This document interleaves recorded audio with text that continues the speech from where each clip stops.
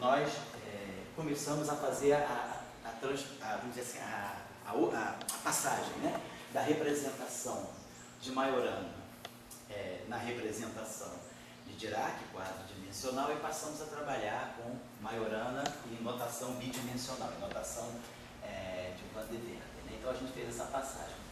Toda a supersimetria formulada em termos de superespaço e supercampos, a gente saiu da fase, né, de Majorana, né, Majorana na representação 4x4, e passamos para Majorana na representação de Weyer.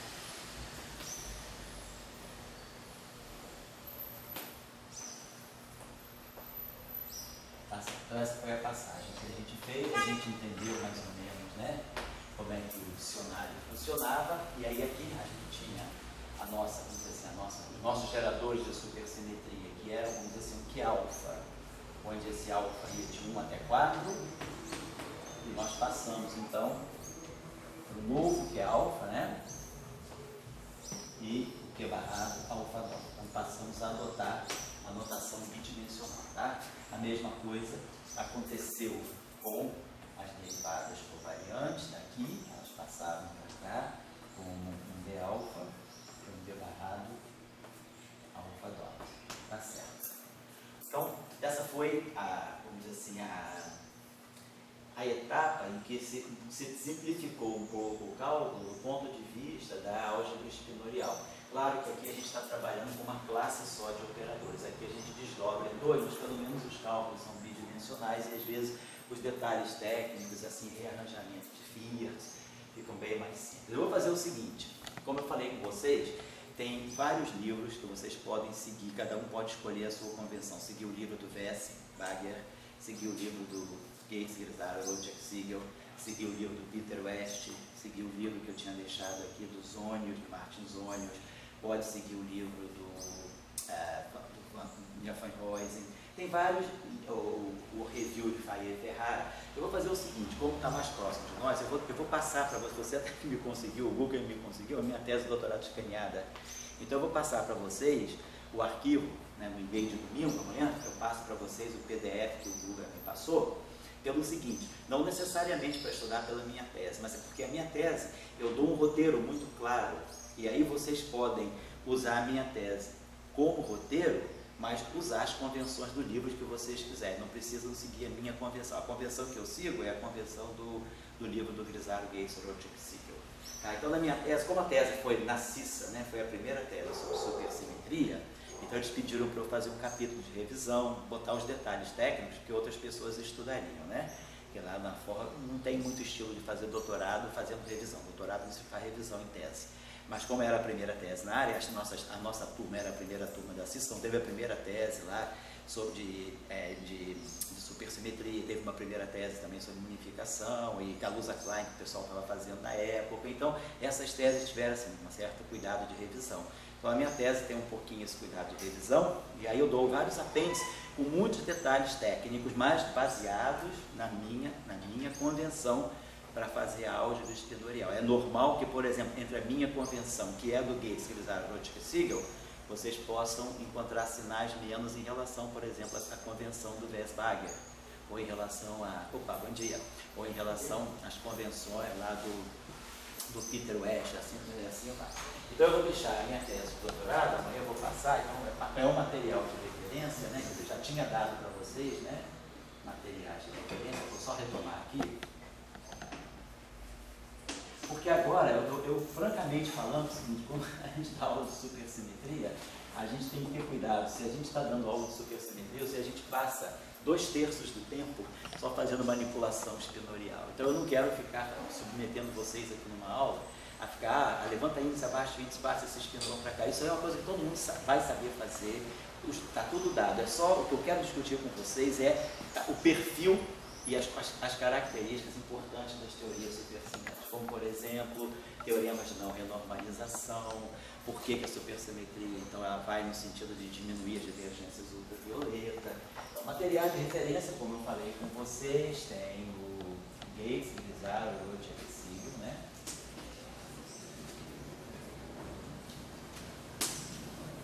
esse aqui, como eu disse a vocês, na minha opinião, é o melhor material para quem está trabalhando, sobretudo com superespaço e supercampo. A fórmula, eles trabalham o tempo todo com superespaço e supercampo, e eles dão, assim, fazem uma formulação muito limpa. Então é um livro muito bom para consulta de quem está trabalhando. Eu acho que para um primeiro aprendizado, eu não acho ele muito didático. Ele não é um livro com característica didática. Ele é bem organizado, mas ele é mais para quem está trabalhando. Depois, livros com características mais didáticas, por exemplo, é o Westlager. Então, esse tem uma característica mais pedagógica, é um livro simples, direto, né? Então você pode aprender supersimetria tendo vencido a barreira, né, espinorial, não indo primeiro para o apêndice, ou já tendo tido o alerta do nosso curso aqui, que essas coisas, são simples, é só fazer o dicionário da passagem das 4 componentes para as duas. O livro do West vai direto nas 2 componentes e dá um monte de convenção, que você não sabe muito bem de onde tem, e às vezes aquilo te embaralha. Mas ele é um livro bom, rápido, para aprender supersimetria. Depois tem o livro também do Peter West, esse West, é um bom livro também. Tem o livro que eu gosto muito também, o livro do professor Burguinder.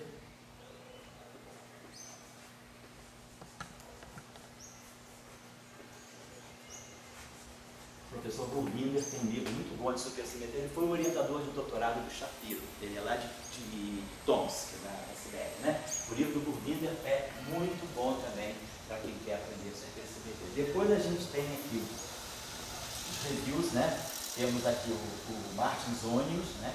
Que eu tinha dado para vocês na aula passada, no Physics Reports, de 1985.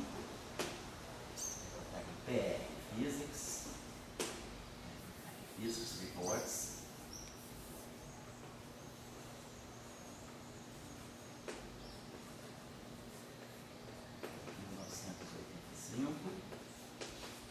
Tem o Physics Reports também do Faye Ferrara.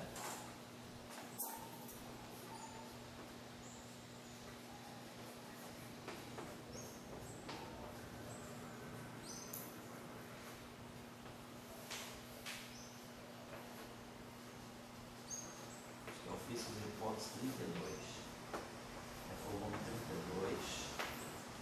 E depois eu vou dar para vocês a minha tese de doutorado também. Eu vou colocar também a parte escaneada, né? Da minha tese de doutorado, tá? Eu passo para vocês por e-mail amanhã. Na minha tese de doutorado, eu tinha colocado aqui os apêndices.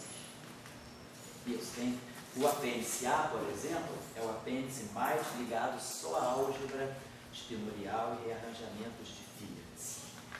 O apêndice B são as integrais no espaço nas variáveis fermiônicas. Não, apêndice A ainda é isso. O apêndice B é a álgebra das derivadas covariantes e vários truques, aqueles projetores que a gente sempre usa, transversa e longitudinal, para campos de Gauss estritos no superespaço. Dou uma série de relações para as funções delta de Dirac no superespaço, as deltas das coordenadas grasmanianas. Depois, no apêndice C, eu dou regras de integração por partes no superespaço, e o apêndice E são as integrais de Feynman, coisas de 2 grupos que eu tive, mas aí não é interessante. A parte de supersimetria, apêndice A, B, C e D, tá legal. E o capítulo 1, que foi o que pedi para fazer uma revisão mais objetiva, o capítulo 1 é toda a revisão de supersimetria no superespaço. Depois ele começa a parte mais ligada ao meu trabalho mesmo. Então, serve para vocês como referência. Não estou dizendo que absolutamente não é o melhor material, mas ele só está mais assim, terra-terra, né? Eu passei assim, tudo aquilo que eu tinha estudado em ordem, e aí, quer dizer, o cara pode seguir a minha ordem, mas ir por um desses livros aqui. Eu, francamente, o livro melhor que eu acho é esse aqui. Mas se ele for um pouquinho pesado numa primeira leitura, pode passar para o Westlager e depois voltar para ele. Vocês também conhecem aquele artigo, aquele que eu já dei em vários cursos, aí, a referência do Fields, do Ziegler, né? Eu acho que é o melhor livro de teoria de campos que tem. que é, na minha opinião, até melhor do que o Weinberg, né? É o livro, ele publicou nos arquivos, ele nunca fez o livro, ele falou que queria deixar o livro sempre disponível nos arquivos, ou filmes, e de vez em quando é bom, porque de vez em quando o Siegel faz uma atualização dele, e ele tem também capítulo bom lá sobre supersimetria. Eu acho esse livro aqui excelente. Esse livro aqui é realmente uma bíblia, tá? É uma maçaroca de 800 e tantas páginas, eu acho, mas ele é muito bom. Então tá certo. Então vocês têm que depois falar. Para quem não estiver assistindo o Professor Global? Professor Global, seria interessante colocar onde achar a tese mesmo. Eu digitei basicamente seu nome lá no Spires e lá no final. Ah, a tese está no Spires? Spires? Ah, não sabia não. Então eu vou passar o link. Se colocar o... Ah, entendi, Guga. Entendi. Tem o link da tese no Spires, não sei. Então deve ter sido a Cissa que colocou, deve ter colocado as teses, não sabia. Tá bom. Obrigado. Eu vou passar essa informação. Então tá bom, boa ideia. Eu vou passar então para quem está assistindo de longe o arquivo da tese pelo Spires. Tá ótimo. Porque ela ajuda nesse sentido, de colocar um pouco em ordem as ideias e fazer os detalhes técnicos, porque tem tanta coisa que a gente pode perder, encher 2 quadros para tirar uma ação. E aí eu acho que é bobagem. Então, o que a gente estava fazendo na aula passada foi basicamente o seguinte: nós tínhamos visto, né, que o supercampo, então, um supercampo genérico para nós é uma função das coordenadas do superespaço. Agora, escritas, né, nas coordenadas θ e θ barrado, quer dizer, θ alfa e θ barrado alfa ponto. Né? São as duas componentes, na verdade é a componente left e a componente right de um spinor de Majorana. Então, θ, nosso antigo θ, que era um spinor de Majorana com 4 componentes, na representação de Weyl, desse mesmo spinor de Majorana, ele se quebra em 2, a parte left e a parte right. A parte right nada mais é do que o conjugado de carga da parte left. Quer dizer, o θ, né, de Majorana está aqui, ele pode ser quebrado em θ left mais o θ right. O θ left é esse aqui, e o θ right, por ele ser spinor de Majorana, nada mais é do que o θ left conjugado de carga, que é, na verdade, C, θ left barrado transposto, que é, na verdade, C, gama zero transposto, θ left star, que é menos gama zero, C, θ left star.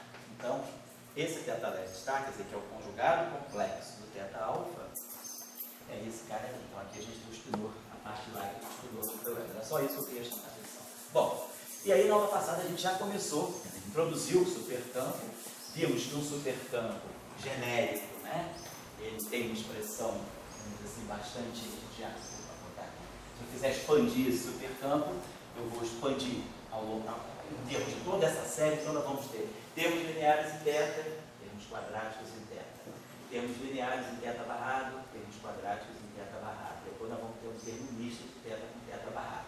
E é aqui nesse termo misto de θ com θ barrado, que é algo desse tipo, θ, sigma mi, θ barrado, que aparece na expansão do campo vetorial. Quer dizer, esse θ, sigma, θ barrado é para ser entendido desse modo. Θ alfa, sigma mi, alfa dot, θ barrado, alfa dot.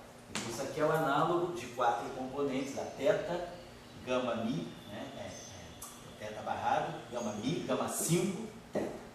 Isso aqui não é a forma de Weyl dessa confusão, só para lembrar, tinha isso aqui. Na verdade, quando a gente fez a expansão em 4 componentes, como foi originalmente concebido por Salan-Strasdie, o campo de Gauge ele aparece com essa expansão, que a gente precisava, na verdade, era isso, C-1, gama mi, gama 5, que é a combinação antissimétrica. Aí aparece, agora, passando isso aqui para a notação bidimensional, a gente cai nisso aqui, só para lembrar disso.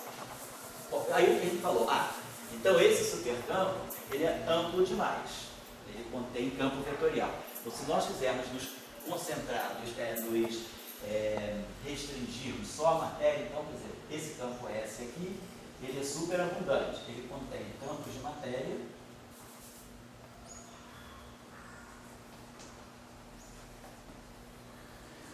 campos de matéria e campos de Gauge, e campos vetoriais, não necessariamente campos de Gauge, mas são campos vetoriais, né? Se eles vão ser campos de Gauge, a gente vai ter que ver depois como fazer para esse campo AMI ser um campo de Gauge. Tem que ter uma uma transformação para poder caracterizá-lo como um campo de Então ele é super abundante. Então nós quisemos nos restringir só a campos de matéria. Então para, né? Quer dizer, então restrição ao setor de matéria. O setor de matéria, para nós, são campos, né, de spin-Meyer, quer dizer, a matéria para nós é matéria fermiônica, quarks elétricos. E aí, claro, tratando-se de um modelo supersimétrico, eu teria os parceiros bosônicos. Então, esses parceiros bosônicos de spin zero que estão aqui não são Higgs. Tá? O Higgs ele não entra como parceiro dos campos de matéria fermiônica. O Higgs ele pede um supermultiplete para ele mesmo. Vai entrar o Higgs e aí o amigo dele, que é o Higgsino. Então aqui a gente vai colocar a nossa matéria. O supercampo de matéria que a gente vai usar, aqui a gente vai colocar os quarks, os leptons, quer dizer, vamos colocar aqui os leptons, os neutrinos associados aos leptons e os quarks. Vou colocar aqui. Aqui então são os parceiros, né? Então, por exemplo, a gente vai ter os leptons, vamos dizer assim, scalar leptons, né? Os scalars neutrinos e os quarks escalares. Então, são os parceiros escalares daqueles campos de matéria, né, fermiônica. Agora, se a gente quiser introduzir, vai precisar introduzir, né, quando você vai fazer um modelo padrão, vai fazer pelo menos um modelo eletrofrágil, a gente precisa introduzir o setor de Higgs. Aí o setor de Higgs vai pedir também um campo que tenha só spin zeros no meio. Então a gente vai colocar o setor de Higgs, então vai ter um supercampo, né? Então, por exemplo, vamos colocar assim, tem um supercampo de Higgs, vamos colocar assim. Então esse supercampo de Higgs ele vai ter que pegar o Higgs e os parceiros, né, de spin-Meyer. Então os parceiros, aqui seria, vamos dizer assim, que a gente chamaria do setor de Higgsino, são os parceiros fermiônicos do Higgs. Então o Higgs, tudo bem? O Higgs pede um setor e os férmions de matéria pedem outro setor. Mas todos supercampos de mesma natureza, representações de supersimetria que não chegam até o spin 1, elas ficam concentradas, né, restritas ao spin 0 e ao spin meio. Então na aula passada eu tinha dado uma relação, né, que era essa relação aqui. Eu tinha dito que a nossa derivada de alfa, né, a derivada em relação às coordenadas θ alfa, a gente tinha definido assim, derivada em relação a θ alfa. E aí tem que ter cuidado.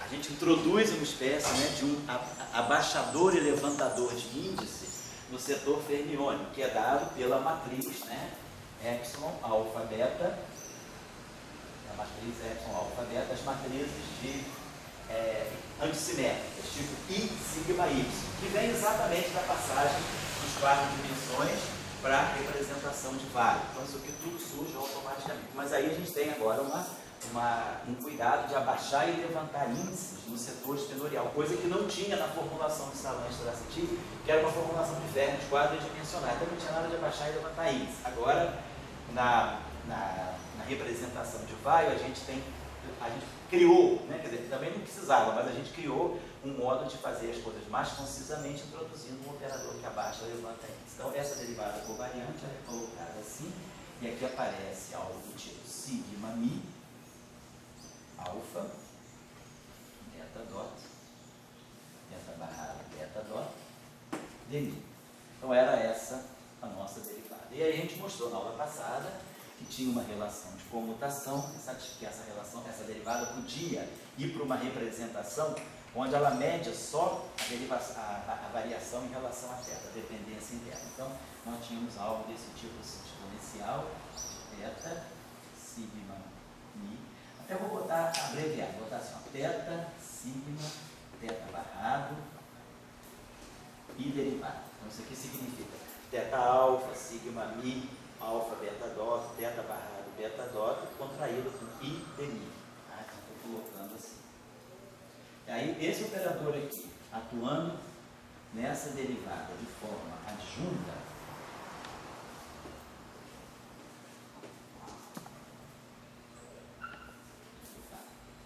ele dá para nós simplesmente a derivada em relação a θ, aquele primeiro termo do nosso real. E aí o vínculo, aqui,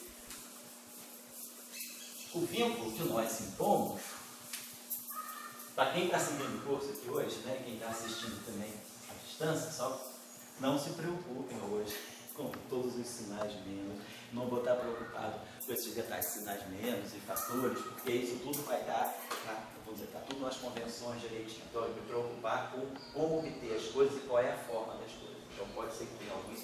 E as convenções também são diferentes. A minha convenção não é a mesma do Westphalen, por exemplo. Né?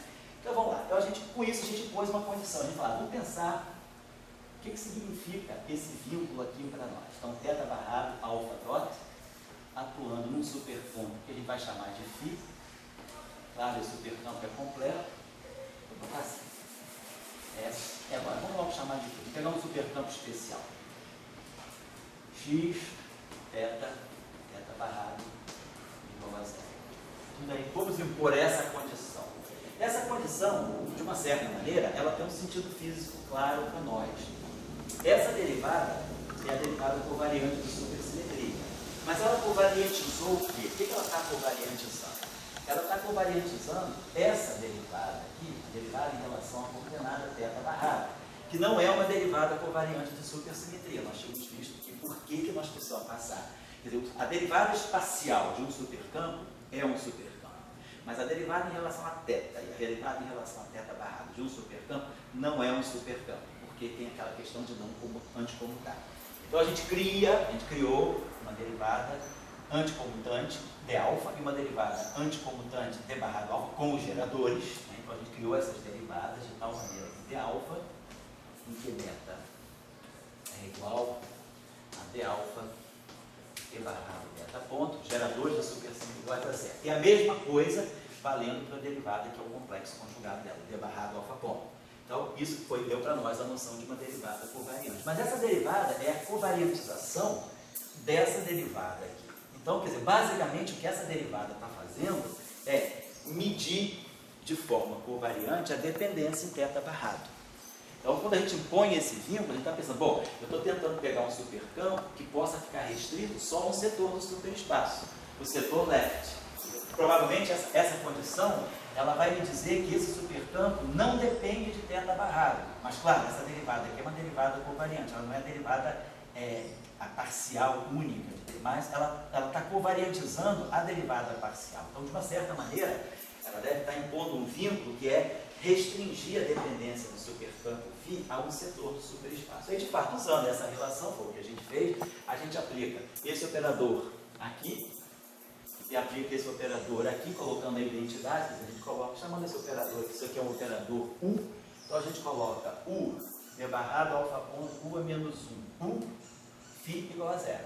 Então a gente mostra que essa condição aqui, usando aquela relação, essa condição aqui, vira assim, d barrado, alfa ponto, quer dizer, derivada em relação a θ barrado, de, então, botei aquele operador aqui, botei o menos aqui e o mais aqui. Então, isso que virou aqui sobrou exponencial, θ, sigma, θ barrado, d, atuando em φ. Isso tudo aqui tem derivada zero. Então, a derivada desse objeto todo aqui é zero. Então, agora ficou mais claro para nós que realmente esse objeto aqui é um exponencial de θ, sigma, θ barrado e d, φ, não depende de θ barrado. Então, isso aqui eu posso expandir colocando, vou usar a notação da minha tese, um campo complexo Z, mais uma parte que é linear em θ, ela não depende de θ barrado. Então, ela vai ter aqui, ela vai ter θ, por exemplo, θ alfa, vamos dizer aqui um campo de psi alfa, e vai ter aqui um θ2, aí a gente já sabe, a gente definiu θ2 como sendo o meio de θ alfa, θ alfa. Por que a gente coloca o meio de θ alfa, θ alfa? Porque isso aqui seria o meio de θ1, θ1, mais o meio de θ1, θ2. Mas quando eu abaixo 1, ele vira θ2. Ele vira menos θ2. Então isso vai ficar menos o meio de θ2, θ1. E quando eu abaixo 2, ele fica menos o meio de θ1, θ2. Então, θ2, θ1 é menos θ1, θ2. Aqui são as duas componentes do θ. E aí tem esse fator meio para que isso aqui no final do dia dê para nós θ1, θ2. Ou então θ2, θ1 em si. Então esse fator 2 é só para quebrar essa duplicidade desse termo. Então essas razões, tem sempre uma razão de ser para esses fatores, essas definições. Tá? Então aqui é o θ2, que é o meio de θ alfa, e aqui vamos chamar um supercampo que eu chamo de H. Um campo que eu chamo de H. Então, se esse campo aqui é um escalar de Lorentz, né? Então esse objeto aqui é um escalar, esse objeto aqui é um término, e esse objeto aqui é um escalar. Esse objeto aqui está no setor left, né? Então, para obter um escalar, esse objeto aqui tem que estar no setor left, porque se esse término aqui está na representação meio zero do grupo de Lorentz, e esse objeto aqui é um escalar, eu só consigo formar, a partir da representação meio zero, eu só consigo formar um escalar de Lorentz se eu tiver meio zero. Porque se eu colocar, quer dizer, então se esse término aqui é left, esse término aqui também é left. E se eu colocasse o término right, isso ia dar meio, ia dar representação vetorial. Então, o fato desse campo ser escalar, me diz que esse aqui é escalar, como isso tudo aqui é um escalar, e esse término aqui é left, então esse objeto aqui é left, isso aqui é um escalar, e isso aqui é um escalar também. Então, ficou mais simples agora, nós não temos campo vetorial aí. E aí eu posso agora, claro, multiplicar essa exponencial para cá, trago essa exponencial negativa para cá, deixa eu botar aqui, e aí executo essa expansão. Então, na verdade, a gente obtém que o nosso φ de x, θ barrado, é essa exponencial menos θ, sigma, θ barrado, e d, e aí atuando aqui em z, vou botar assim direto, mas θ psi, subtende o produto escalar, θ alfa, θ barrado, θ alfa, psi alfa, e aqui um θ2h. E aí agora, é claro, vamos expandir essa exponencial. Essa exponencial vai ser, o primeiro termo dela é a identidade.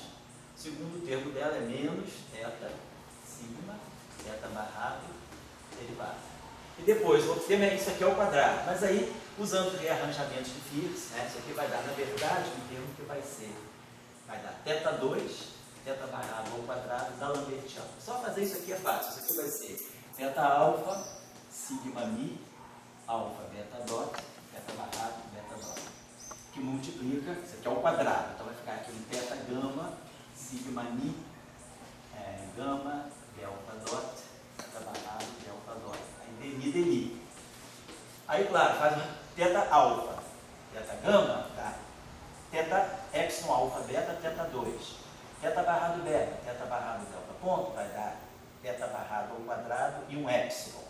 Aí esse epsilon vai subir daqui, esse epsilon vai subir daqui, vai dar um traço de sigma mi, sigma mi, sigma mi, sigma mi, que é delta mi, que vai produzir o da Lambertiana. Então, isso aqui me dá um θ2, isso aqui me dá um θ barrado ao quadrado, e aqui vai aparecer o traço de sigma mi, que vai me dar 2 vezes delta mi, que vai ter isso aqui. Os fatores vão se cancelar, então está Lambertiano.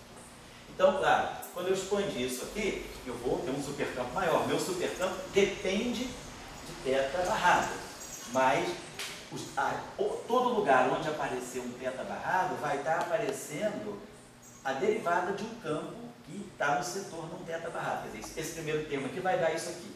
Aí esse termo aqui vai bater aqui e vai produzir um gradiente de z.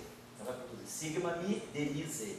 Esse termo aqui vai bater aqui e vai produzir um termo que é θ2, θ barrado, derivada do spinor. Esse termo aqui vai bater aqui e vai dar zero, já vai dar um θ3. Esse termo aqui vai bater aqui, vai produzir um da Lambertiano de z.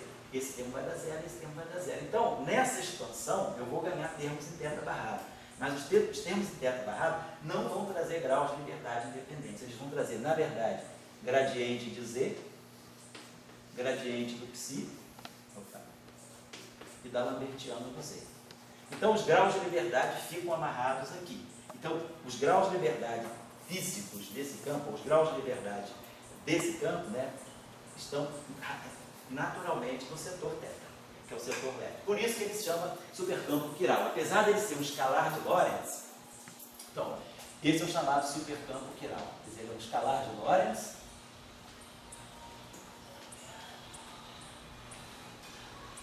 mas ele é chamado de supercampo quiral porque ele restringe, né, os graus de liberdade dele ao setor quiral left do superespaço. Ele é supercampo quiral porque ele está só, ele é definido pelo setor left. Claro, então, que aí a gente vai ter o supercampo antiquiral, que vai ser o contrário dele, vai ser d alfa, e aí essa relação é simplesmente botando aqui menos, botando aqui mais, e fazendo essa relação aqui com d barrado alfa ponto, eu botei aqui d barrado alfa ponto, né? Tá certo. Eu acho que é d alfa, né? Eu tinha feito, tá certo. Então, essa aqui vem com o contrário.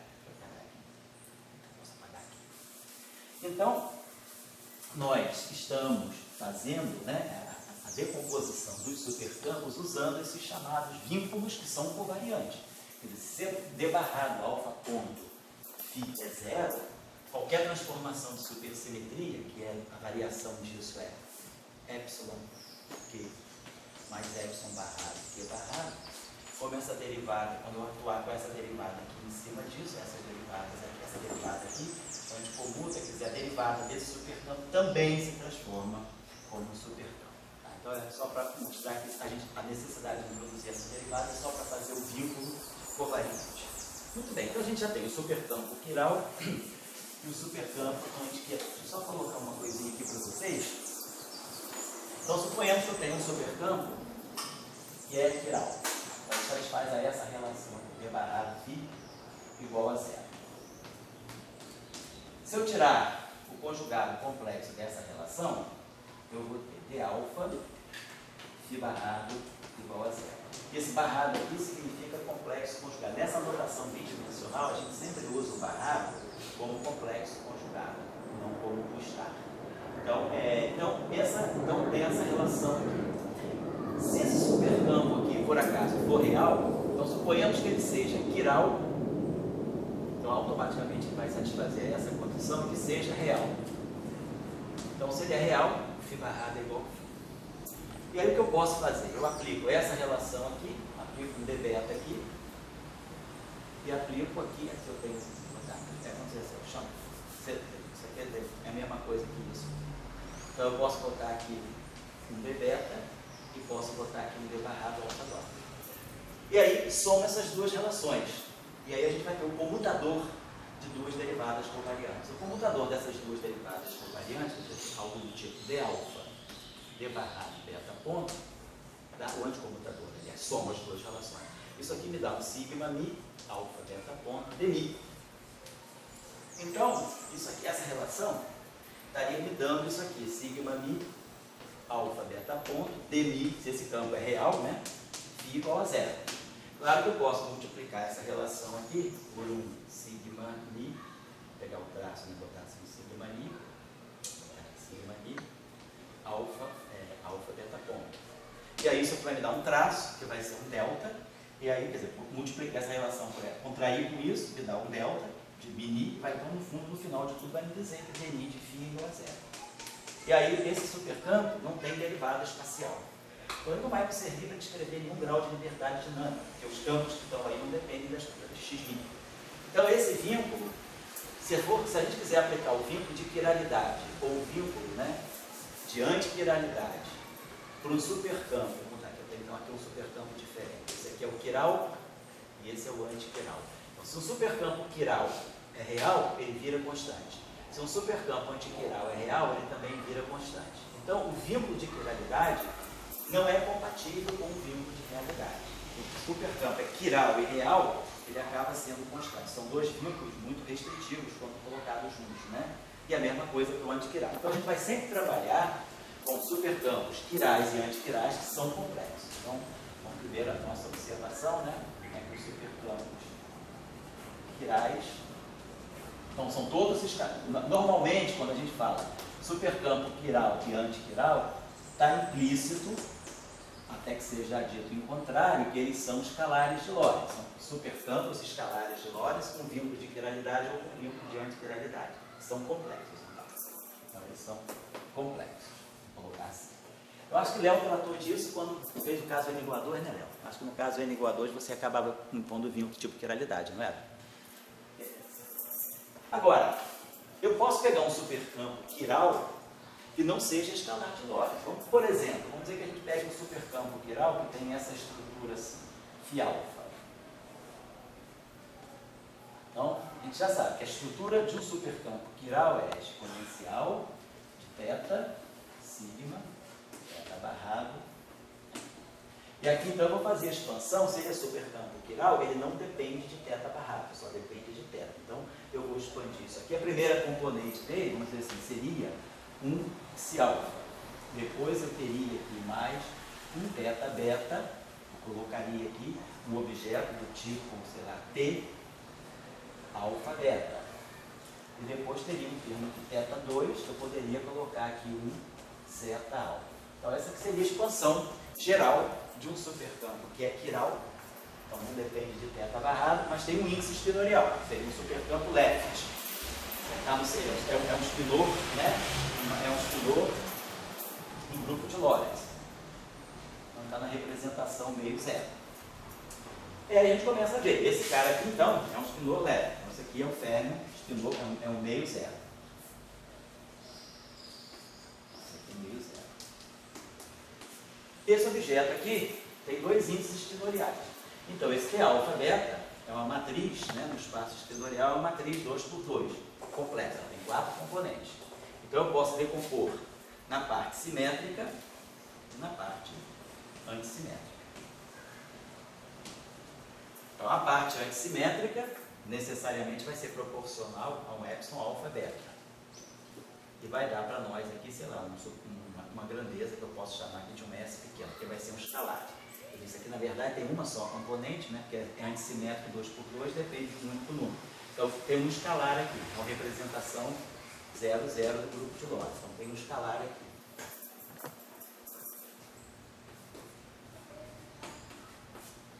Agora, tem a parte simétrica. A parte simétrica é simétrica 2×2, tem 3 componentes. O que é simétrico em alfa beta que a gente possa ter? Alguma coisa que seja simétrica dos índices espinoriais. Seria, então, essa matriz sigma mini, quer dizer, o comutador, né? Quer dizer, quando a gente pega os geradores, né? Vamos pegar o sigma mini do grupo de Lorentz, as matrizes sigma mini, elas são antissimétricas, né? Mas aí temos aquela relação, deixa eu botar aqui, C, sigma mini transposto, C menos 1, lembrando lá da álgebra de Friedmann. C, sigma, que é o comutador de gama mi com gama ni, né? Então, C, sigma mini, né? Isso aqui vai ficar C, gama ni transposto, né? Vai ficar, então, menos sigma mini. E aí, então, se eu multiplico essa relação aqui por C menos 1, né? Se eu multiplico essa relação por C menos 1, eu vou ter aqui menos C menos 1 sigma mini. Então, essa relação aqui, isso aqui eu posso escrever como sendo C menos 1 sigma mini transposto. Então, isso aqui é sigma mini transposto vezes C a menos 1 transposto. Mas a matriz C a menos 1 é antissimétrica, então aqui tem um sinal menos. Então, essa matriz C a menos 1 e os comutadores de gama mi com gama ni dá uma matriz simétrica. Essa matriz simétrica agora vai ser escrita na representação de Majorana. Então é só lembrar que o sigma mini, se vocês se lembram bem, ficava sigma barrado, né? Que a representação da matriz gama era 0, sigma barrado, sigma 0. Então quando eu faço a mistura de duas, né? Eu vou botar aqui sigma barrado mi 0, sigma barrado mi 0. Então isso aqui vai ficar 0, vai ficar sigma barrado mi sigma ni 0, 0, sigma mi, sigma barrado mi. Aí eu vou fazer menos, né? O contrário, vai ficar menos, aí vai ficar aqui sigma ni, sigma barrado, menos sigma barrado mi, sigma mi. Então a gente vai gerar aqui exatamente a versão 2×2 dessa matriz aqui, que é diagonal. Então esse aqui é a matriz, essa matriz sigma barrado mi, sigma ni alfa, beta, aí essa matriz aqui, ela vai ficar só no setor elétrico, porque o extintor elétrico está aqui, que é o setor alfa, e o setor beta ponto está aqui. Então, como essa matriz, que é o comutador, já fica diagonal na representação de vai, então essa matriz aqui, que é sigma barrado mi, sigma barrado mi, sigma mi, ela naturalmente vai ter índices alfa, beta, ela só vai conectar left com left, e essa aqui só vai conectar right com right. Então, essa matriz aqui é simétrica. Então, na verdade, o que está acontecendo aqui é que a parte simétrica no espaço exteriorial, eu estou fazendo meio zero com meio zero, e simetrizando. Então, o que eu tenho aqui, na verdade, seria sigma mi, sigma barrado mi, sigma mi, menos sigma barrado mi, sigma mi, alfa, beta. Então, como isso aqui é antissimétrico em mi, você está me pegando um tensor antissimétrico em mi. Então, eu tenho um tensor, e como isso aqui é simétrico, tem só 3 graus de liberdade, tem só 3 componentes, eu estou pegando, na verdade, um T mi teria 6 componentes. Mas isso aqui automaticamente está me fechando isso aqui na representação no zero. Por quê? Porque isso aqui é meio zero vezes meio zero, que dá 0, 0 mais 1, 0. Essa é a representação no zero. Então, é a representação dos tensores autoduais. Então, na verdade, esse tensor que está aqui é a componente autodual de um tensor T' complexo. O que é a componente autodual dele? T' a gente sabe que um tensor de rank 2, né? Ele pode ser escrito como uma parte dual, a representação no zero, mas a parte anti-autodual. Então, o que eu estou querendo dizer com tudo isso? Estou querendo dizer que se o supercampo é quiral, mas é espinorial, ele vai trazer vai trazer uma componente espinorial mais alta. Ele vai trazer aqui a representação 1, 0 do núcleo de Lorentz, que é justamente a representação dada, né, pelos tensores autoduais de rank 2. E a representação 0, 1 é a representação anti-autodual. E aí a gente sabe também que a gente só pode impor a condição de dualidade anti-autodualidade no espaço de Minkowski no sentido complexo. Significa o quê? Que o dual daquele tensor T', vamos dizer aqui, porque nós temos um tensor T', vou colocar assim. Então esse tensor T' tem que satisfazer a essa condição. Ele é autodual, mas no sentido desse mi aqui, né? Por quê? Porque a gente sabe que se a gente puser essa condição no espaço de Minkowski, isso zera o tensor. Porque eu teria que poder pegar essa relação e fazer o seguinte: o dual do mi é o dual do T'.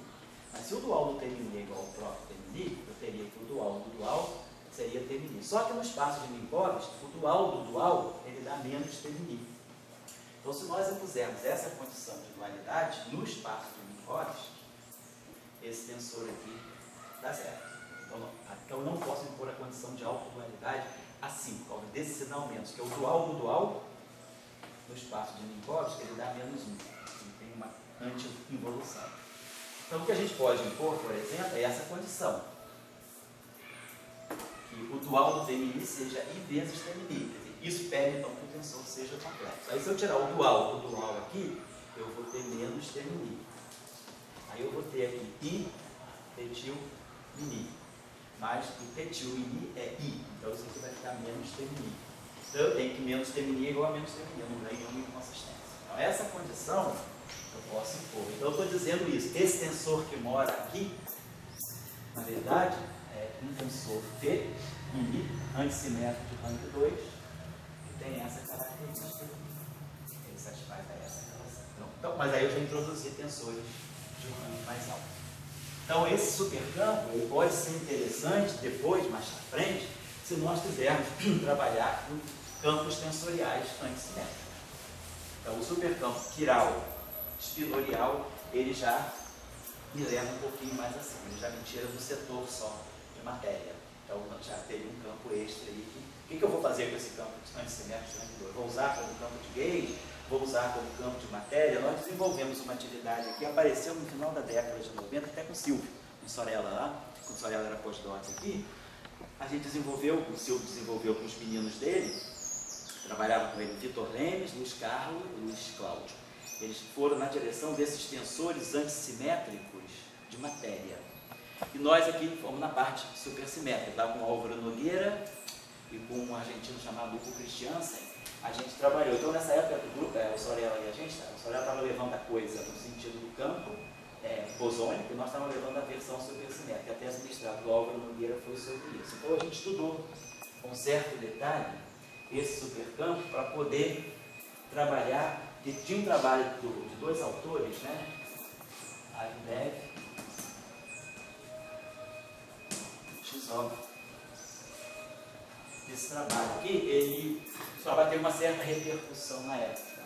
Ele mostrava que a gente podia construir uma teoria para tensores antissimétricos, né, de matéria, então matéria antissimétrica e com renormalizabilidade, quer dizer, antissimétrica e carregada. Então eram campos complexos, carregados, que interagiam com o campo eletromagnético e que davam uma interação renormalizada. Então, produziram isso. O Silvio, com o grupo dele, aprofundou isso aqui, mostrou que o que Agnev e Chisov introduziram, que parecia meio heuristicamente, eles observaram que aquilo vinha de uma espécie de uma teoria Φ4 construída para esse tensor, que a gente foi fazendo o arco paralelo supersimétrico. Então, esse trabalho aqui motivou um pouco, né, a introdução desse supercampo espinorial. Então, é uma das aplicações.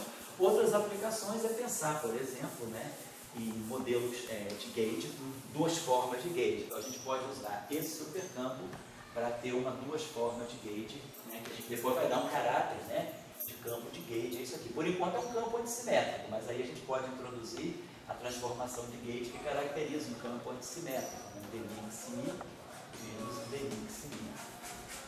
Então, pode-se dar a esse campo um caráter também de campo de gauge. Então, eu só estou colocando que esse supercampo pode ter interesse em algumas situações, mas no modelo padrão ele não é relevante. Então, a gente foi para os supercampos quirais e antiquirais, né, que vão ser importantes para nós, são todos escalares lóricos. Né? Então, os supercampos quirais são complexos, né, e são escalares lóricos. Que vai dar para nós o que a gente precisa do setor de matéria. Então, a gente vai precisar de um campo, por exemplo, né, para descrever os leptons e os seus parceiros, os neutrinos e os seus parceiros, os quarks e os seus parceiros. E também a gente vai precisar de um campo para descrever o Higgs, que é um supercampo escalar quiral também, o Higgs está ali com o seu parceiro. Depois a gente pode então pensar agora numa outra situação, que seria, por exemplo, um supercampo escalar de Lorentz também,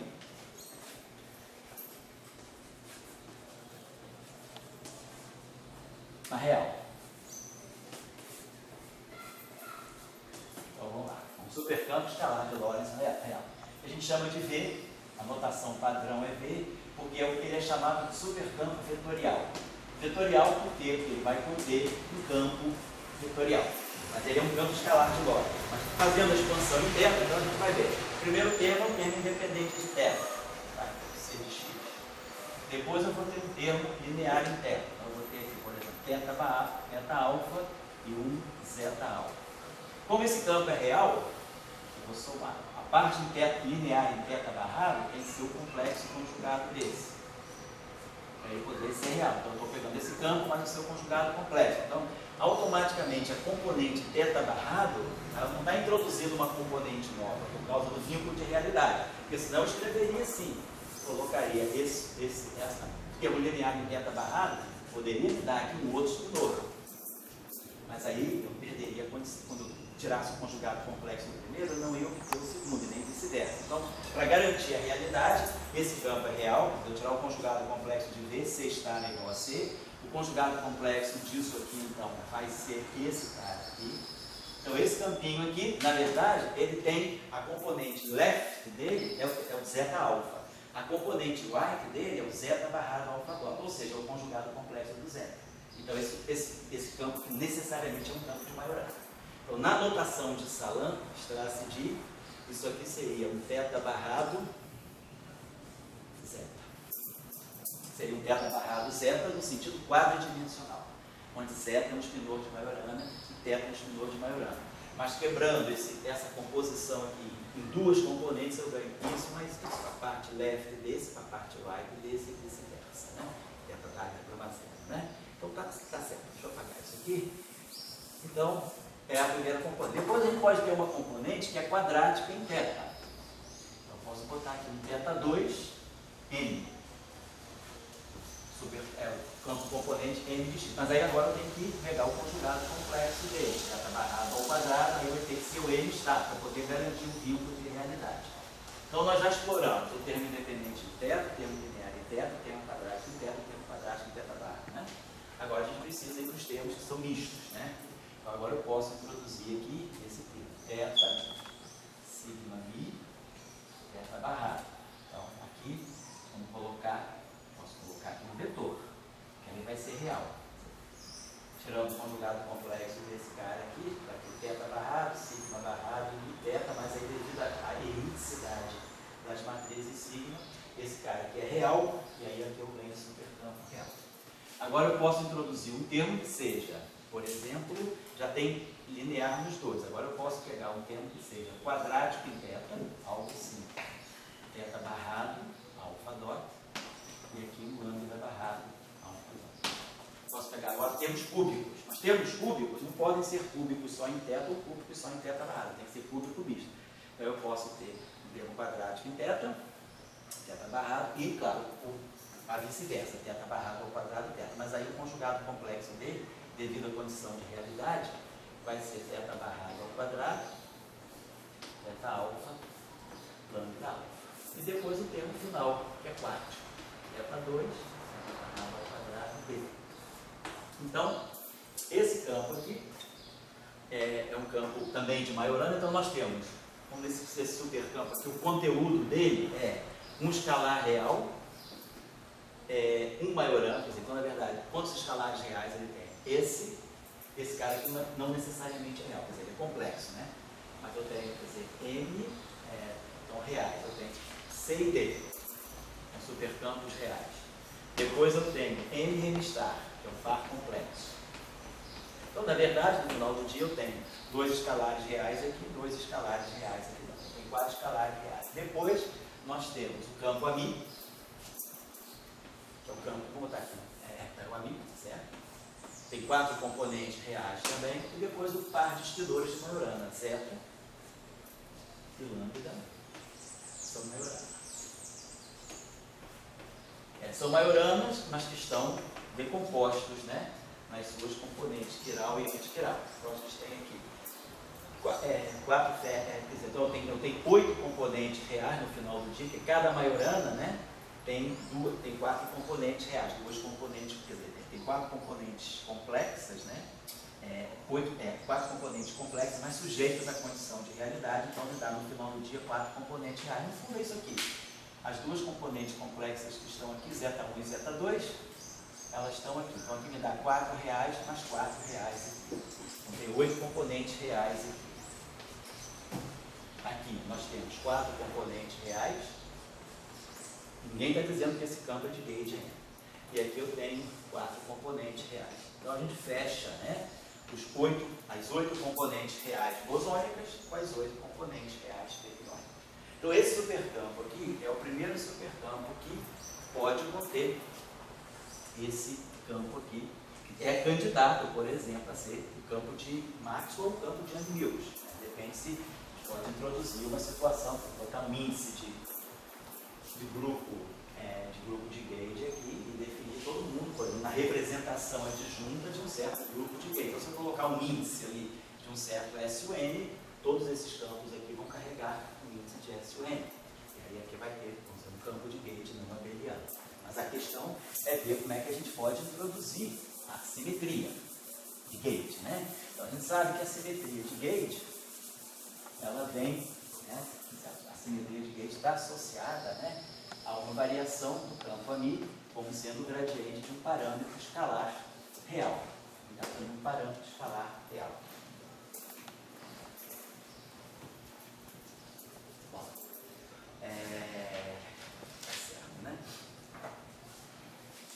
Então vamos pensar aqui uma coisa. Então, eu tenho esse campo aqui, então eu já sei de onde eu vou tirar o campo de gauge, é do V. Então, a gente está esperando que esse campo aqui ele venha de um supercampo, deveria ser, vamos dizer assim, um delta V, uma variação de gauge do V. Ele vem do V. Tá? Esse é o campo V, é o supercampo escalar vetorial. Esse cara aqui é um parâmetro escalar. Então, um parâmetro escalar, e ele, por exemplo, não tem a mesma dimensão que esse. Esse campo aqui tem dimensão 1, é o campo de Maxwell, é o campo vetorial. Canônico tem dimensão 1 e a gente já tem dimensão 1 aqui. Então, a gente esperaria alguma coisa aqui adimensional.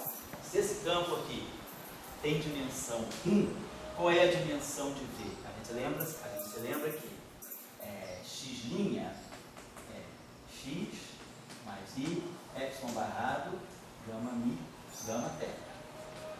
Teta linha é teta mais epsilon. Então, o espinor epsilon, claro, tem que ter o gerador de supersimetria tem a mesma dimensão que o teta. Esse cara aqui tem dimensão de massa menos 1. Massa menos 1. Então, esse cara aqui tem que ter massa menos meio, massa a menos meio. Então, o parâmetro, né, a coordenada teta do superespaço, ela tem dimensão canônica de massa a menos meio, ou comprimento, massa a menos meio, né? Ou, se a gente quiser, comprimento a meio. Não é isso mesmo? Porque eles formam esse bilinear, x', a transformação de supersimetria é desse tipo aqui, é x' mais teta epsilon teta, né? Alguma coisa quadrática no setor fermiônico. Então, esse cara tem que ter a mesma dimensão que esse. Esse é massa menos 1, massa menos 1. Então, massa menos meio, massa menos 1. Tá legal? Então, é claro que derivar, só para guardar, derivar em relação a teta, vai ter dimensão de massa a meio. Integrar em relação a teta, nós já vimos que a integral em relação a teta é a mesma coisa que a derivada em relação a teta. Então, a derivada integral também tem dimensão de massa a meio, diferentemente do caso bosônico. Então, esse campo aqui tem dimensão de massa menos 1, massa menos meio, menos meio. Então, esse cara aqui tem dimensão de massa a 1, tá certinho? A dimensão canônica dele é 1. Então, esse supercampo V, ele é adimensional. Então, não tem um supercampo escalar vetorial, ele deve ser sem dimensão de massa, é adimensional. Então, claro que esse campo aqui, ele vai ter, é um escalar com dimensão de massa 0, o que é estranho. A gente espera que um campo escalar, tipo lá em Bohr, físico, ele tem dimensão de massa, a dimensão canônica é massa. Então, esse campo aqui deve ser um escalar, mas um escalar com algumas peculiaridades. Esse cara aqui é menos meio, então esse cara aqui é massa meio. Então aqui também eu tenho uma peculiaridade, que eu tenho campos fermiônicos com dimensão de massa meio, contrariamente ao caso de Dirac, que é campo de massa 3 vezes. O campo do elétron tem dimensão, então é um campo espinorial com dimensão também peculiar. Aqui, massa menos 1, então esse cara aqui tem dimensão de massa. Professor, Oi? tem algum esforço no sentido de relacionar esse campo com aqueles... Elcos. O Elco tem dimensão meio? Não, acho que tem dimensão 1. O Elco tem dimensão 1. Mas se eu não me engano tem um espinor que eu juro que agora tem dimensão de massa meio. De massa meio. Então, por exemplo, poderia ser aí. Se eu não pensar no Acho que não era o Elco. Não era o Elco, não. Uma outra classificação. Uma outra, tá certo. Tem Elco, Majorana e tem uma outra coisa. Então, esse deve ser aqueles espinor classificar lá pelo Lunesto, né? Isso. Então, por exemplo, poderia ser, porque é um espinor com dimensão canônica massa meio, que é diferente, não é a dimensão canônica usual. Esse cara aqui tem dimensão de massa menos 1, massa menos 1, massa, beleza. Então, esse aqui já poderia ter, talvez, uma certa importância. Esse cara aqui tem dimensão de massa 1, vou colocar. Aqui, massa menos 1, massa menos 3 vezes. Então, esse aqui tem dimensão de massa 3 vezes. Esse aqui é um bom candidato, então, ao férmio físico. Vamos dar. Esse aqui tem dimensão, esses dois aqui, né? Massa a 3 vezes. Esse. E esse aqui é um escalar, que é massa menos 1 é um escalar com dimensão de massa ao quadrado. E também, nosso amigo aí, o nosso tenor aí da ópera, das vassouras. Ele tá bom hoje. E aí tem até uma terça menor aí, duplo sertanejo. Aí você fez ponte, uma terça abaixo. Cadê a cara dele?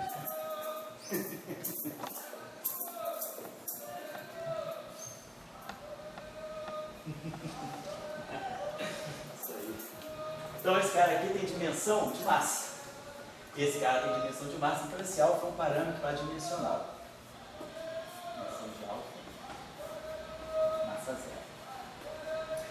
olhadinha no nosso supercampo quiral. Nossa expansão do nosso supercampo quiral. Ele ficou assim, para a gente lembrar bem. Ele tem uma componente complexa, uma componente fermiônica e aí outra componente aqui escalar complexa. Aí ele vinha com θ, sigma, mi, ele vinha com alguma coisa que era θ, sigma, mi, θ barrado, dmi do z. Aí ele vinha com esse termo aqui, produzir um termo que era do tipo θ2, θ barrado, vamos dizer assim, dmi psi. Estou só colocando esquematicamente, tá? Depois ele vai ter, quer dizer, quando ele vinha daquela fator exponencial, que é θ, sigma, θ barrado, d. Então a gente expande esse exponencial, é 1 mais a parte linear e depois mais a parte quadrática. Né? Então esse 1 aqui atua em todo mundo, depois esse cara aqui vai atuar nesse, vai dar esse θ2, esse termo aqui vai dar 0, e depois vai ter o θ2, θ barrado ao quadrado, tá lambetiano. Então só para lembrar, a estrutura do nosso supercampo quiral é essa. Então, se o nosso supercampo quiral vai descrever alguma coisa que realmente deveria ter algum sentido físico, né? Quer dizer, aqui, se a gente quer, alguma coisa que possa estar ligada ao campo de Gauge, então o que a gente pode observar é o seguinte: no supercampo quiral, eu encontro a derivada de um campo complexo, de um campo escalar, de um parâmetro escalar, digamos. Eu não vou elevar esse campo φ agora à categoria de campo, ele é parâmetro. Eu vou ter que ter um supercampo que no superespaço carregue aquilo que deve ser um parâmetro de Gauge, de uma transformação tipo abeliana, só para a gente ter uma ideia. Então, se eu pegar um supercampo, né, quer dizer, essa relação aqui, ela é uma relação que tem que conviver no superespaço. Então, para eu ganhar, se eu quiser fazer uma transformação de Gauge no V, quer dizer, uma transformação de Gauge que vai ser lida no supercampo e que vai se repercutir no campo componente, especialmente esse aqui, como um AMI mais dmi alfa, então, para eu poder fazer uma transformação, eu tenho que estar trabalhando no supercampo o tempo todo. Então, eu espero que meu parâmetro de Gauge também viva dentro de um supercampo. E aí eu estou dizendo, nós já temos um elemento onde buscar esse supercampo, esse parâmetro de Gauge, associado ao supercampo, que é o supercampo quiral. Só que esse campo é complexo. Então, se esse parâmetro aqui for usado aqui, esse parâmetro é complexo. Mas V é real. Então, e se eu somar, por exemplo, se eu somar esse φ a esse V, aquela componente dmz, ela vai entrar exatamente aqui. Então, parece que tem uma chance de fazer a transformação de Gauge no meu campo, supercampo V, jogando em cima dele um supercampo quiral, porque aquela componente que é o gradiente de um escalar, ela vai entrar exatamente aqui, por causa da expansão do meu campo φ. Só que esse meu campo é complexo, o V é real. Mas aí a gente pode pensar, né? Aí eu acho que aqui, né? Tem um I, né? Naquela exponencial tem um I, então aqui aparece o I. Então eu tenho I vezes isso aqui. Então, se eu somar a esse campo, ou subtrair desse campo o conjugado complexo dele, eu vou estar produzindo alguma coisa aqui que vai ser, tirar o conjugado complexo disso aqui, é menos I, θ, sigma mi, θ barrado, dmi z estar. Então, eu vou estar somando a esse campo aqui, eu vou poder somar, se eu subtrair, eu vou estar somando a esse campo aqui o z mais z estar. Então, eu tenho a chance de produzir um parâmetro real, produzir alguma coisa real, somando z com z estar ou subtraindo z de z estar, que vai dar duas vezes a parte imaginária, mas multiplicado pelo i, fica uma coisa real. Então, deixa eu colocar aqui. A solução que a gente pode encontrar é pensar que a transformação. Então, a ideia é essa, é pegar campo quiral ou antiquiral, que vai ser quem acomoda um parâmetro da transformação de Gauge. Nesse caso, uma transformação ainda abeliana. Não estamos falando de caso não abeliano ainda. Então, o ideal seria a gente pensar o seguinte, que se eu quero dar a mim o status de um campo de Gauge, eu tenho que, então, para que a mim, né, se a gente quiser que a mim opere, né, como um campo de Gauge abeliano, né, a gente vai ter que buscar uma transformação. Quer dizer, essa transformação, então, para ele ser um campo de Gauge abeliano, então, V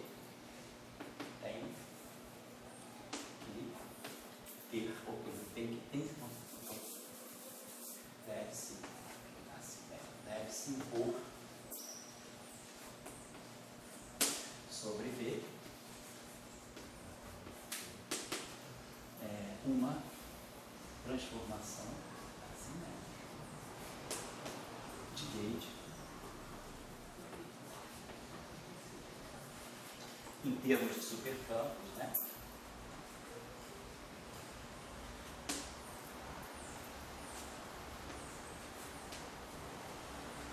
Que em componentes que analisado ou decomposta é analisado em componentes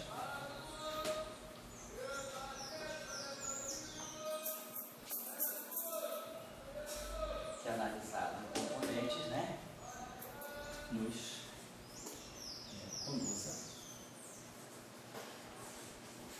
a transformação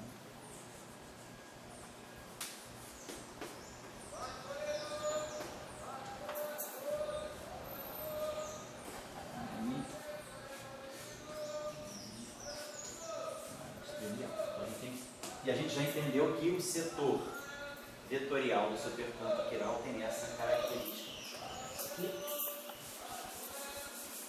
Então vamos fazer o seguinte, vou deixar isso aqui.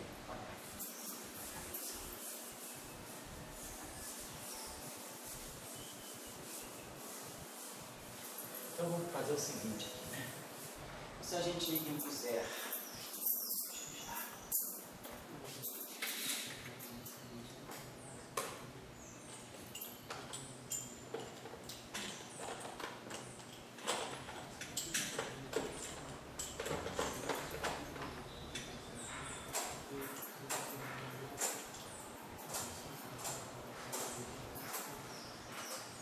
então, vamos lá, se a gente impuser uma transformação, então o nosso V é real, então eu deveria ter alguma coisa desse tipo, V' igual a V mais, por exemplo, né, esse φ aqui. Vamos pegar um supercampo que não chamar de supercampo, confundir com de matéria, vamos chamar um supercampo parâmetro de Gauge, vamos chamar esse supercampo parâmetro de Gauge, vamos chamar de, um supercampo S, o S a gente já usou ali, supercampo P de parâmetro. Eu pegaria um supercampo, nós esperaria, esse campo é real, então esse supercampo aqui a gente vai pegar ele, quiral, D barrado, alfa dot, P igual a zero, fazer supercampo quiral. Então, para eu ganhar aqui esse supercampo, eu deveria ter posso somar a ele conjugado complexo dele, que nessa representação, ao invés de a gente usar conjugado complexo, como já falei com vocês, a gente sempre adota a notação barrado, que não tem nada a ver com barrado de Dirac, né? Então isso aqui é real, quer dizer, esse supercampo é complexo, esse supercampo é complexo, esse supercampo aqui não dá real, eu estou somando uma coisa real também. Mas o que isso aqui me dá? Então se nós olharmos a expansão desse P, né, só para ter certeza do sinal, deixa eu pegar aqui minha convenção.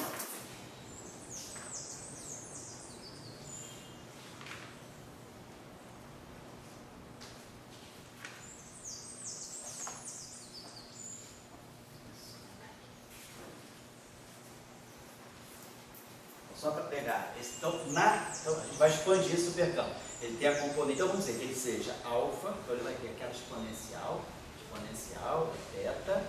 sigma, θ barrado, e aí aqui ID.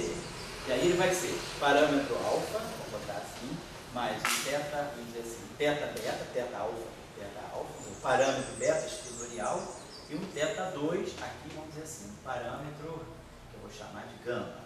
Tem 3 parâmetros aqui. Então, essa aqui é a expressão desse supercampo escalar quiral.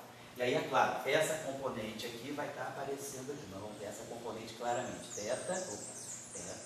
sigma, θ barrado, I, D, alfa. D, sigma, mi, D, mi, alfa. Então, muito bem. Se eu somar o conjugado complexo disso aqui, nós vamos ter menos I.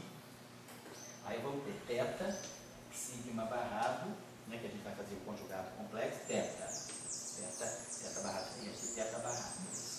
E aqui D alfa star. Então a gente vai ter isso aqui é hermitiano, então isso aqui a gente mostra que isso aqui na verdade é teta sigma barrado, até porque essa matriz aqui é hermitiano, sigma é hermitiano. Então isso aqui vai ficar I vezes alfa menos alfa star. Né? Ele me daria 1I vezes alfa menos alfa star. Então a gente, com isso aqui, a gente obtém que isso aqui é uma parte puramente imaginária, alguma coisa que é puramente imaginária, ele pode dar para nós aqui uma coisa que é real. Então a gente poderia pegar esse supercampo, né, fazer essa transformação, né, e colocar desse modo aqui. Tem duas maneiras de se colocar. Ou a gente coloca isso aqui, ou a gente pode colocar assim, e já trazer o I para cá, e botar aqui menos P menos P barrado. Eu, normalmente o que é adotado é isso aqui. A gente define a transformação do campo de Gauge dessa forma. V' é igual a V mais I. É uma questão de ou fica P mais P barrado, ou I, P menos P barrado. Isso aqui me dá justamente a parte imaginária, vezes o I me dá uma coisa real. Então aquele parâmetro de Gauge que está aparecendo para nós lá, o dmi alfa, o alfa na verdade vai ser na verdade, o que eu estou chamando de parâmetro de Gauge alfa lá, vai ser, nessa nossa notação, vai ser o alfa menos alfa star. Então, aqui, vai aparecer para nós aqui, vai ser a parte imaginária do alfa menos alfa star. Vou botar aqui a parte imaginária, não, porque o I já foi elevado em conta. Estou só chamando a atenção disso. Então, nós conseguimos implementar uma transformação de Gauge para esse supercampo escalar real, às custas de um par, né, de um supercampo escalar chiral, né, fazendo essa transformação e fazendo a expansão. Então, lembrando que a primeira componente desse campo é alfa, então na componente θ, sigma, θ barrado, vai aparecer um gradiente de alfa menos alfa star. Então, é isso aqui. Quer dizer, o parâmetro de Gauge da transformação abeliana vai ser a parte imaginária desse parâmetro alfa, que é a primeira componente do meu supercampo chiral. Isso eu estou chamando a atenção. Então a gente tem como implementar transformação de Gauge. Está claro que esse supercampo ele é bom para descrever também, não só um supercampo vetorial, mas um supercampo vetorial que seja, um campo vetorial que seja campo de Gauge. Então tem chance desse supercampo fazer um bom trabalho. Então a gente já está com duas coisas boas para pensar numa eletrodinâmica quântica, numa eletrodinâmica supersimétrica, ou no Yang-Mills supersimétrico, mais genericamente, claro, no modelo padrão supersimétrico, porque a gente já sabe onde colocar campos de Gauge, claro, depois no caso não abeliano, né, a gente tem que ver como é que vai ficar a transformação. A transformação não abeliana, a gente sabe que não é uma simples adição, que nem a transformação abeliana. A gente tem toda aquela primeira parte, né, que a transformação típica, né, de um campo de Gauge. Nós vamos pegar a transformação infinitesimal, ela tem algo desse tipo, menos, né, que é a constante de estrutura do nosso grupo, parâmetro ômega-b, a μc, que é a parte adjunta da transformação, e depois o parâmetro, né, dmi ômega. Então, no caso abeliano, a gente está aqui, a coisa ficou mais simples. Mas no caso não abeliano, não, eu tenho que multiplicar o meu supercampo parâmetro vezes com o meu supercampo, que é o supercampo que contém o vetor de Gauge, o campo de Yang-Mills. Depois vamos ver como fica a discussão não abeliana. Estou só adiantando que a gente tem, já mais ou menos partindo daqui, a gente vai poder chegar também no caso não abeliano. Então a gente já tem os elementos, né, para pensar no modelo padrão. Só para fazer mais uma observação aqui, que a gente tem um outro supercampo que aparece na literatura também, pode ser interessante para alguns propósitos, né, que é o chamado supercampo linear.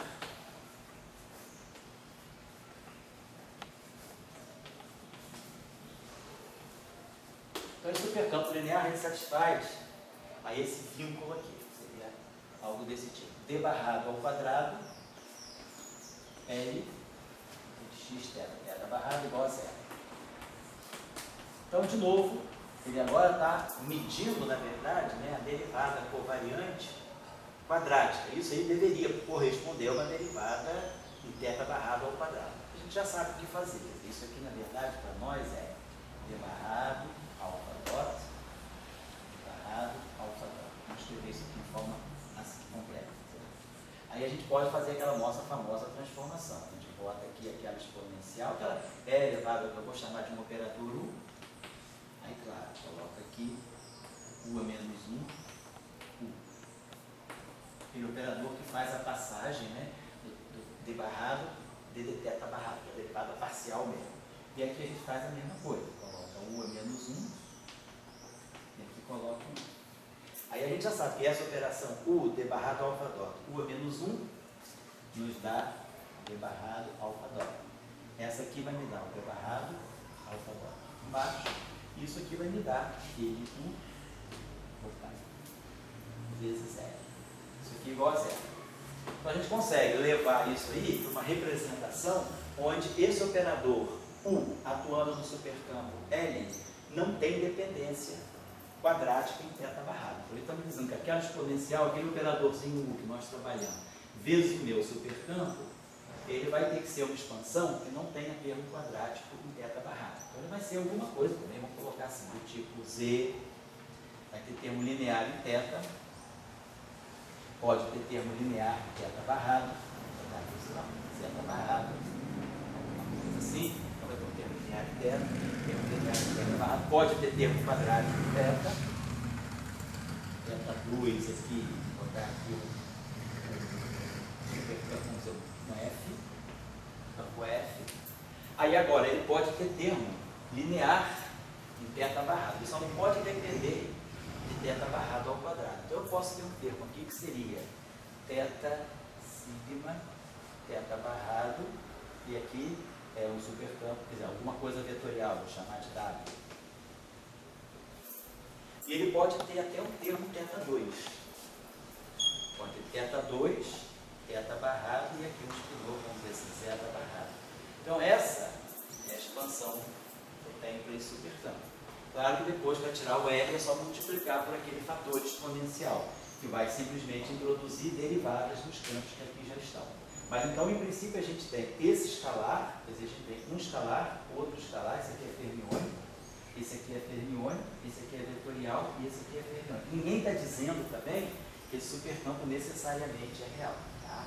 Então, eu teria então, esse escalar complexo Z, teríamos esse escalar complexo F, aqui, teríamos esse vetor do Mi aqui, né? E aí aqui nós teríamos esse psi, teríamos esse zeta, psi, e teríamos esse zeta. Então aqui eu teria 2 complexos, 4 complexos, né? 4 complexos, então seria 8, né? 8 reais, 10, 12 reais. E aqui também, 4 complexos, que são férmios de Weyl, né? 4 complexos, ninguém disse que isso aqui é Majorana, porque esse férmio não tem nada a ver com isso. Então esse aqui é um Weyl F e esse aqui é um Weyl right. Então esse aqui é 2 componentes reais, 4 componentes reais, 2 complexos, 4 reais, 4 reais, 4, então está 12, 12. Então essa é a estrutura desse supercampo linear. Ele introduz então para nós também um supercampo W, um campo vetorial W, que será que vale a pena colocar como campo de gauge ou não? A comparação com o nosso D, por exemplo, aqui, é que aqui eu tenho um férmion de Majorana com dimensão 3 meios. Então isso aqui pode representar um férmion realmente físico. Então se a gente atribui a esse campo aqui o sentido de fóton, esse campo aqui que deveria fazer o papel do que a gente chamaria de fotinho. Esse campo aqui não tem chance, porque ele é um spinor de dimensão meio. A dimensão canônica dele é meio. Então nesse supercampo aqui, o ideal seria eu pensar que o AMI vai ser meu campo de gauge, então ele pode estar representando o fóton, e eu vou tomar esse meu campo lambda, que é um spinor de Majorana, formado pela parte left e pela parte right, que é o conjugado complexo da parte left, então ele é Majorana, eu vou pensar que esse cara aqui seria o fotinho. E aí, a gente pode imaginar o seguinte, se eu faço uma ação de Maxwell para esse cara aqui, eu teria uma ação de Dirac para esse cara aqui. O termo que eu vou ter, o termo supersimétrico, para poder formar o Lagrangiano de Maxwell e poder formar o Lagrangiano tipo Dirac, que é o Lagrangiano de Majorana, eu tenho que ter alguma coisa que é quadrática em D. Como esse campo D aqui, ele já tem dimensão canônica, né? 2, então esse campo aqui deveria aparecer no lagrangiano como simplesmente d ao quadrado. Não tem chance desse campo ganhar a derivada, porque a ação tem que ser quadrática nos campos componentes. Se o amigo